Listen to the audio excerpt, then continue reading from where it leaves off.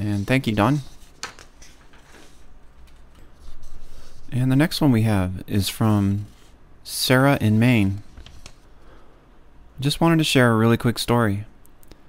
First, I have to explain the layout of the house. We have a side garage and a door leading into the house from the garage. We use that door most often, and it has an automatic spring, so it's closed all the way, or nearly all the way. I was going to get my shoes this morning, and I bent down to grab them when I heard 4 knocks on that door. It was nearly closed, and I didn't see anyone. I then stuck my head out the door and still didn't see anyone. My family members that were home were all inside the house. I looked for anything that could have hit the door multiple times, but saw nothing. We had been cleaning the garage, so there shouldn't have been anything there. There wasn't any wind when the knocks occurred. Also, the door is made of steel and has a very original and familiar sound, so it was definitely something or someone hitting that door. I didn't feel threatened or scared. As a matter of fact, it felt comforting for some reason, almost as if someone was knocking to check in on my family and I. And that's from Sarah in Maine. Thank you so much, Sarah. And now we move on to Lauren in Tennessee. Dear Lex, I have just discovered your podcast and have enjoyed catching up. My kids are always asking me for scary stories, and your podcast has given me plenty of material. I have a very short story for you. It occurred about 9 years ago at my parents' summer home in Newport, Rhode Island. The home was only 5 years old, but built on a very spooky outcrop of land near the ocean. At night, the dark was all-encompassing there, and there were no streetlights anywhere nearby. And the private drive was well off any main roads. When my parents first purchased the house, I lived there alone for a few weeks. It takes a lot to freak me out, and I can usually keep my cool. But after a few nights in that old house, in sleepless terror with the feeling of being watched, I insisted on going home to Connecticut to bring our family dog, a large male golden retriever, back to stay with me.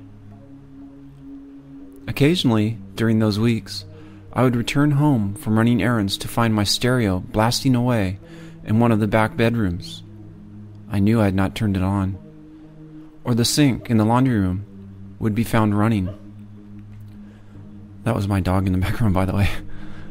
One evening, while I was in the shower, the fire alarms began blaring.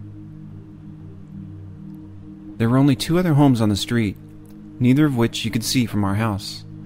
Needless to say, I was anxious there on my own. Eventually, my parents moved into the house full time.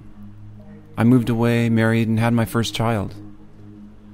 Late one evening, while visiting this home with my baby, I took advantage of my mom's babysitting help and curled up to read and relax on the sofa in the living room.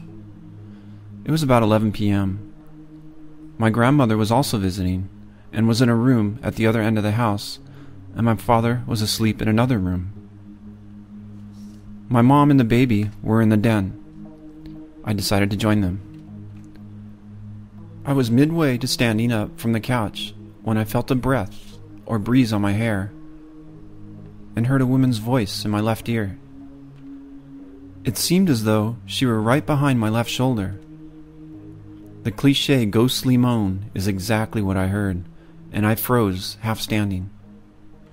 The sound went on for a good 5 to 6 seconds.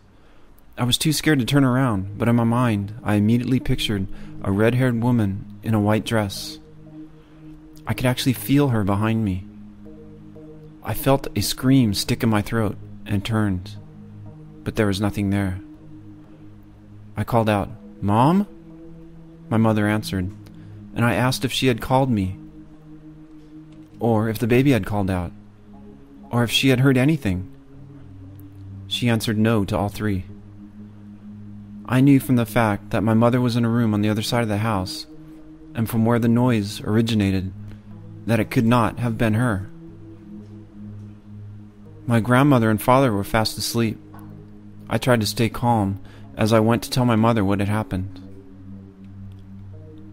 I never had another specific incident like that in the house again, but there has always been something about that place.